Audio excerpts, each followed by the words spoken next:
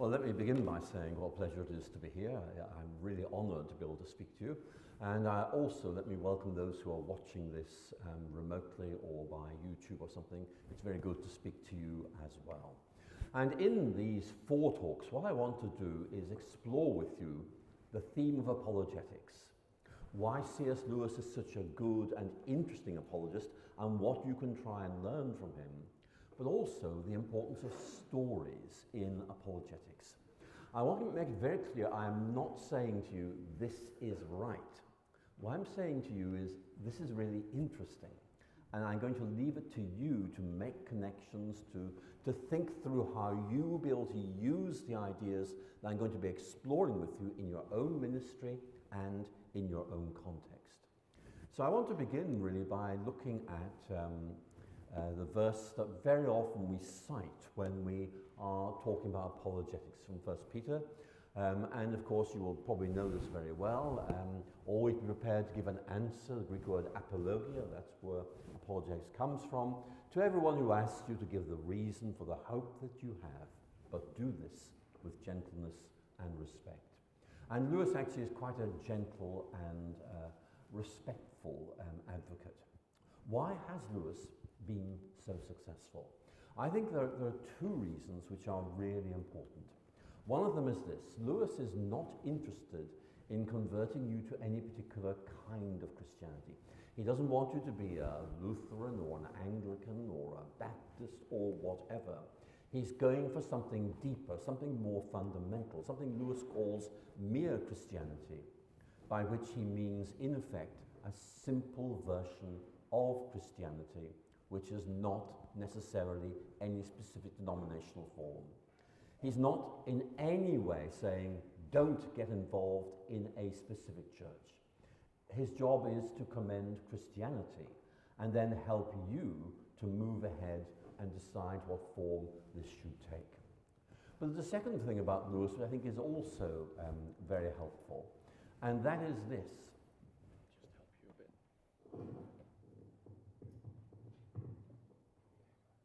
Thank you. Now, the second thing about Lewis, which I think is also very helpful, and it's this.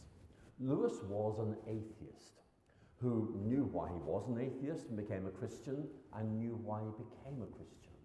And the result is that Lewis does not need to be told what atheists think or what they feel. He already knows, he's able to speak to them. And certainly one of my experiences is that people very often who are atheists will say, Lewis seems to know who I am. You know, he kind of has this connection with people, which is very important. And one of the points I'd like to make to all of you this morning is that maybe you can think of how your own history could be apologetically important. Because time and time again, Lewis will reference his own move from atheism to Christianity. He'll talk about that. And what I'm wondering is what each of you have in your history that you might be able to use, develop, exploit in your own apologetic ministries.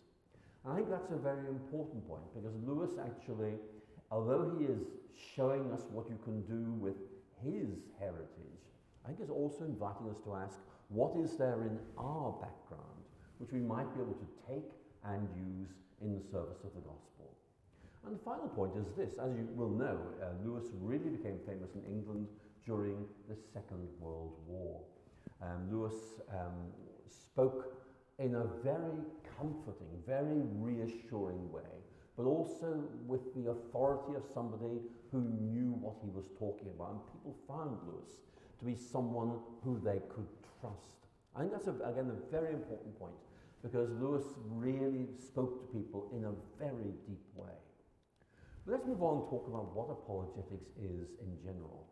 And apologetics, I think, really, it's not a very good word. I mean, people very often say, well, what is apologetics? We don't use this word in any other context. It's a strange word. And it is, but let's just agree that apologetics is the word we use. We have to get used to this. But there are 3 core elements, I think, in Christian apologetics. First of all, really explaining what Christians believe.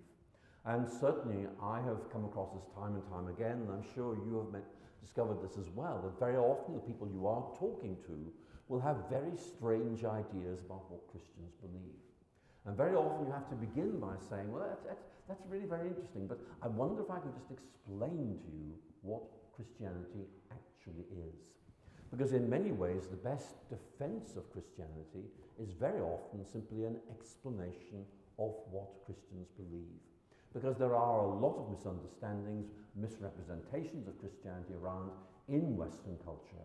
I think it's very important to try and get things right. But then there's a second broad area which apologetics engages with, and that is dealing with questions or concerns that our culture wants to raise.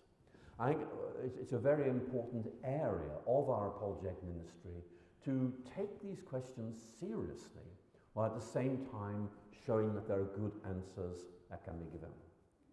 And the third point, which I think is actually very often neglected and overlooked, is the need to actually translate Christian ideas into the cultural vernacular, or to put that in a much more simple way, to be able to convert Christian vocabulary into words, images, stories, as we're seeing this morning, which connect up with ordinary Danish culture. And you have a very important role to play in this. I'll say this now, and I'll be saying this throughout these lectures. One of the points that very often comes out as being really important apologetically is someone who's able to express themselves in terms that connect up well with this audience, with this group of people. And each of you can do this. And in many ways, I think the key thing is to work out how you might be able to explain Christianity or translate Christianity into ordinary everyday language in a way that maybe other people couldn't. You may have a special connection with a people group or with a particular area of Danish life, and you may find that you are able to do things that maybe other people can't do. So let's begin then with this, thinking about what Christians really believe. And I think that one of the things that you probably all are aware of is that as Christianity becomes less significant in Western culture, it means that people become distanced from or disconnected from its vocabulary, and they don't really understand what the words that Christians use mean very well. And this again gives you a very important role, that in effect you are someone who will be able to explain what these words mean and the very deep, very significant evangelical realities to which these words refer. And I think that apologetics in many ways is about correcting these misunderstandings and misrepresentations. And if you look at the history of apologetics, because this goes right back to the New Testament, you'll find that Christians have always had to do this. I know you've been told that this is what Christians think and do, but let me tell you what they actually think and do. It's all about gently correcting the misunderstandings that seem to be around. And I think a very important point just to make here is the importance of saying, let me tell you what Christianity really is. It's almost like an invitation to give a personal testimony. Here is what I find so exciting, so attractive about Christianity. Here is the difference that it makes to me. I want to emphasize that final point I just made. Very often apologists will say, let me defend key Christian ideas. Now, that's important. Let me make it absolutely clear. We need to do that. But one of the things that very often we don't do as well as we might is to in effect say, if this is true, can you see the difference that it makes? Can you see how it transforms people? Can you see how it in effect gives us hope and meaning and significance? So it's not just about defending what Christians think, as if you're kind of just repeating the words of the creed. It's much more, let me explain to you how these ideas change people, give us hope, give us meaning. And that, I think, is something that we really can do. So I think we need to just be aware of this. When you talk to most ordinary people about belief or faith, they will misunderstand that to mean something you believe. And what you need to try and say is not just certain things I believe, it's the way of thinking, the way of life that these make possible. Faith is like a gateway to a new world. And that's one of the reasons why Lewis is such a good apologist, because he's able to open up a world of faith, in effect allowing people to explore it, to step into it, and begin to discover what it's all about. But secondly, we do need to deal with concerns or questions that people have. And I think that very often we find ourselves seeing these questions as a threat. When someone says to you, look, you're a Christian, do you believe in sin? You see that as a criticism. Actually, it's an invitation to you to talk about sin. It's an invitation to, in effect, begin to explain what this is all about, and also to explain the difference that the whole idea of redemption makes. So I do want to encourage you not to run away from questions. Some of you will say, well, this is all very well, but I do find some of these questions quite threatening because I haven't really got very good answers to give. And I do understand that. But actually, one of the things you can do is see your role as an apologist as actually a means of personal growth for yourself. In other words, I haven't got a good answer to that question yet, but I know there is one. I'm going to find it, and that will help me. Because apologetics is about reassuring you as well as reaching out through you to the people that you are talking to. I think that's a very important point to make, because very often we seem to proceed as if apologetics is about simply reaching out beyond the church. In other words, apologetics is about reaching out into secular culture and saying, here is how we can defend Christian ideas. What you will find is that in many congregations there are people with unresolved questions, in effect, who are hoping you will have an apologetic ministry to them within the church. Why does that happen? Well, one reason is this. Very often people come to faith with unresolved doubts. If you think about it, very often what people do is they say, well, I'm not sure about everything, but I can see there's something really wonderful here. I want to embrace that and take it, but I haven't sorted everything out yet. And so we need to be able to find a way of dealing with those questions inside Christian congregations. And by that, I don't mean, Emil, I hear you have problems with the doctrine of the Trinity. Let me say something to you. Or, Helga, you have problems with the idea of sin. Well, let me say something to you. You don't name names. What you do is you say. Now, of course, there are many people who would say this idea of sin is really quite difficult. And we do it to explain it. I mean, we need to think about ourselves. Let me give you some ideas that may be helpful. Or again, with the Trinity, or whatever it is, you can build these into your regular preaching, teaching quite easily without causing anybody to notice.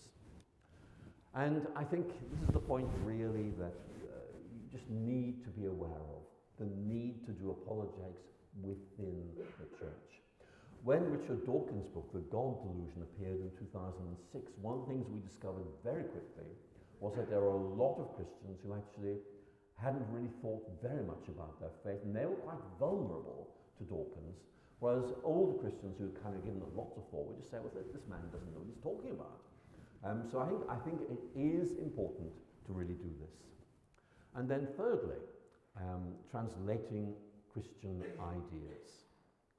And this is a very important theme for Lewis. And indeed, those of you who've read Lewis will know that you could summarize his apologetic method partly as translating Christian ideas, first of all, into ordinary language, but also translating them using stories. And Lewis is very, very good at using stories to re-express, to give us a new vision of traditional Christian ideas. And obviously I'm going to be talking about that quite a lot in this course of lectures, because Lewis is a very good example of someone who says that we can use stories very effectively in apologetics. I'll talk more about that in the next few lectures, but I want at the moment just to focus on what apologetics really is. And what I think we need to be aware of is simply that all of us know one audience really well. And very often we're able to communicate our faith, deal with questions for that audience. Lewis had to learn how to deal with multiple audiences. As many of you will know, during the Second World War, Lewis was invited to give lectures to the British Royal Air Force, and Lewis would spend a lot of evenings talking about Christianity to ground crews at Royal Air Force bases. These were people who'd left school at 16 and weren't very articulate. And so you have to imagine Lewis, in the daytime, talking to Oxford undergraduates, and in the evening talking to 16-year-olds who actually found it very difficult to understand what he was talking about. But Lewis learned. In effect, he felt, I have to do this because it means I will be able to communicate with this different group of people, and someone needs to do it, and if it's not anybody else, I will do this. So again, one of the things that you might think about personally is whether there's a particular group of people who you might be able to communicate with in ways that maybe other people can't.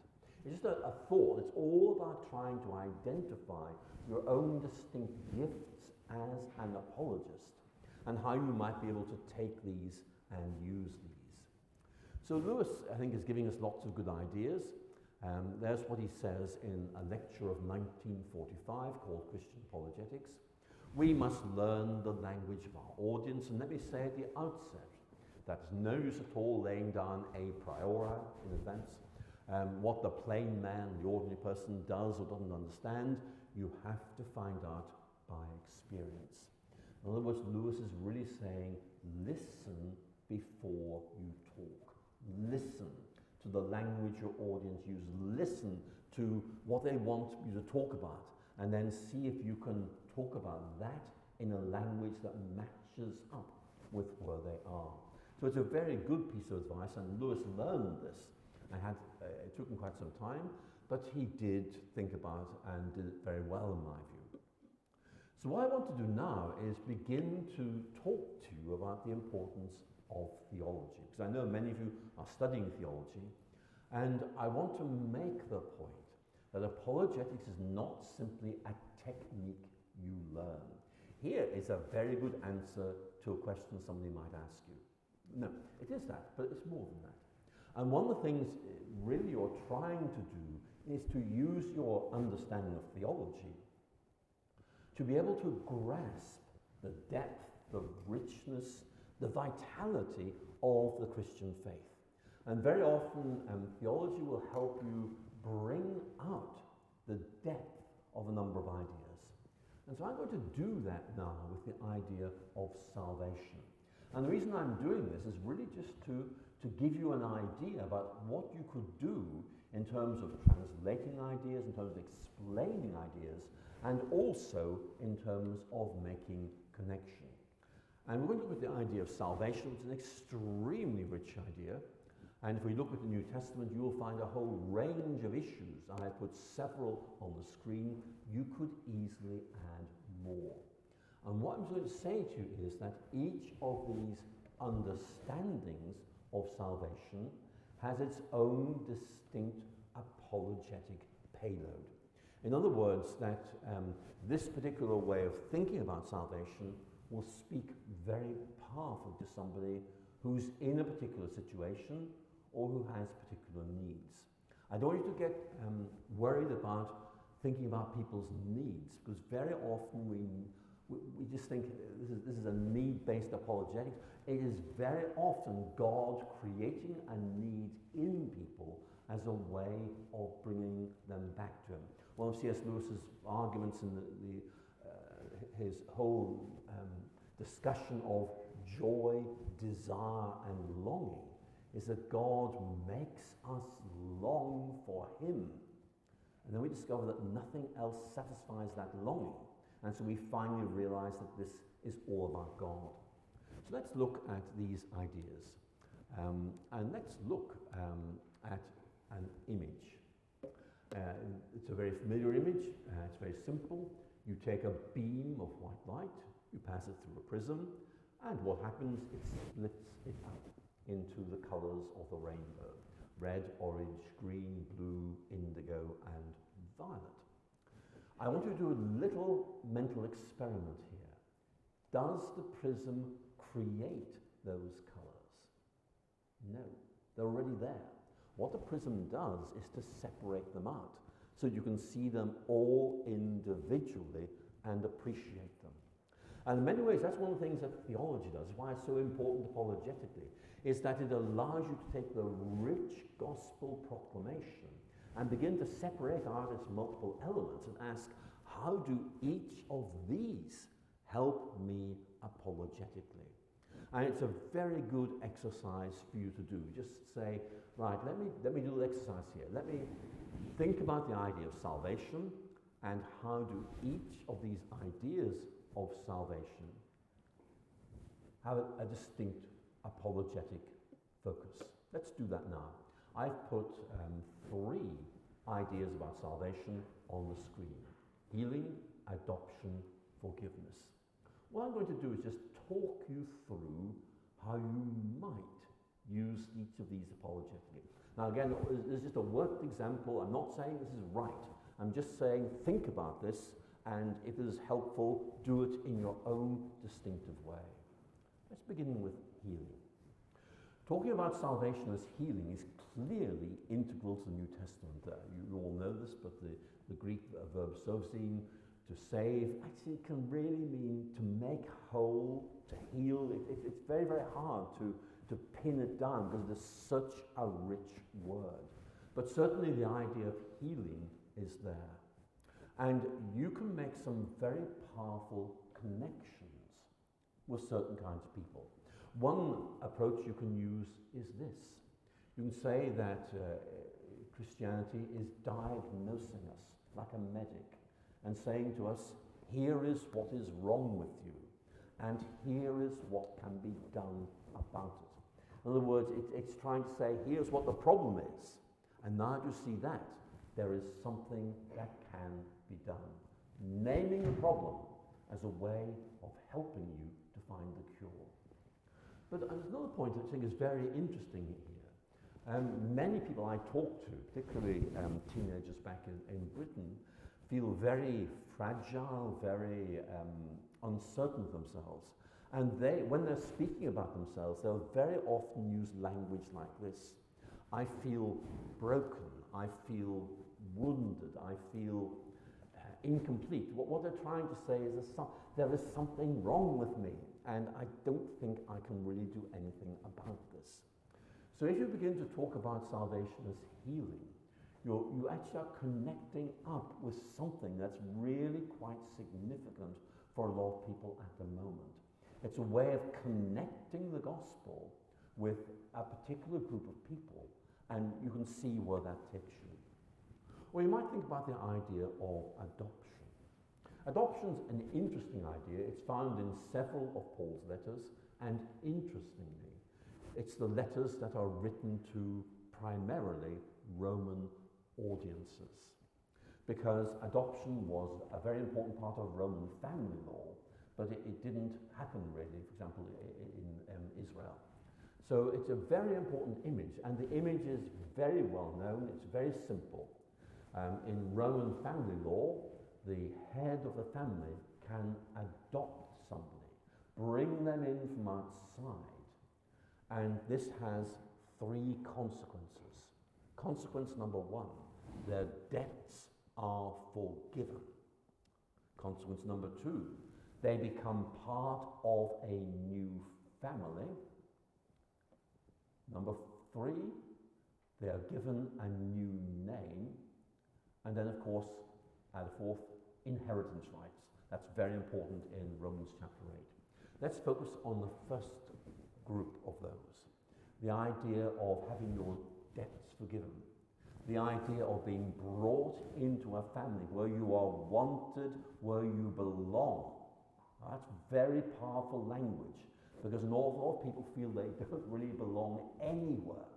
And so the idea that the Christian faith is about welcoming, bringing you into a new community, is actually more powerful than you might think.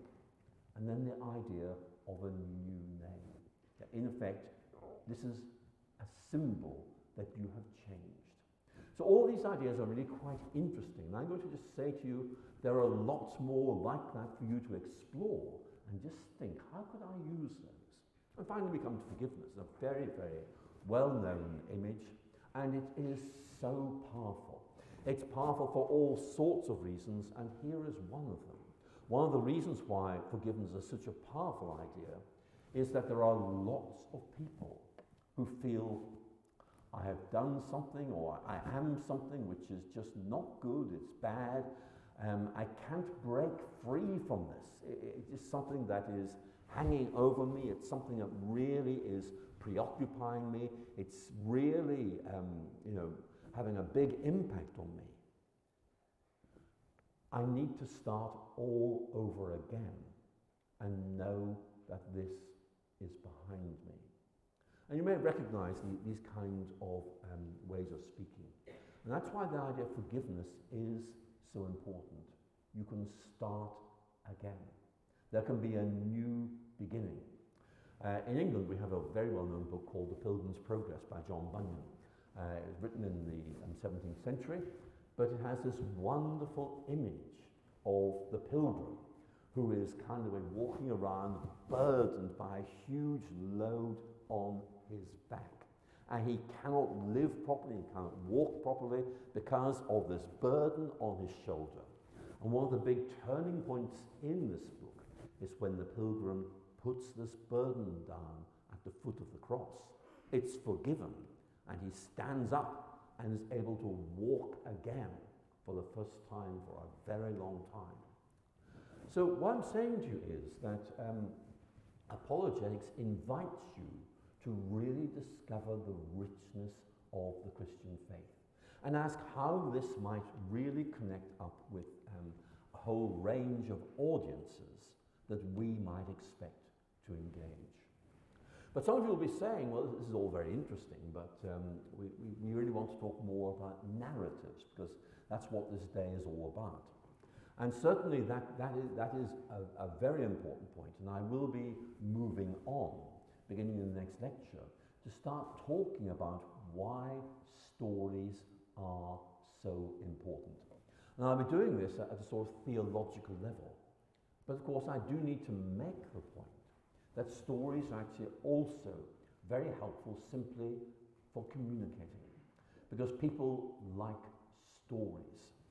Some of you will be preachers, and you'll recognize this problem, which I always have, which is that very often when you preach a sermon and you have a rather good story in the middle of it, the congregation remembers the story, but not very much else. And very often they don't remember what you did with that particular story. So it can be a problem, but what I want to say to you is stories actually really are helpful.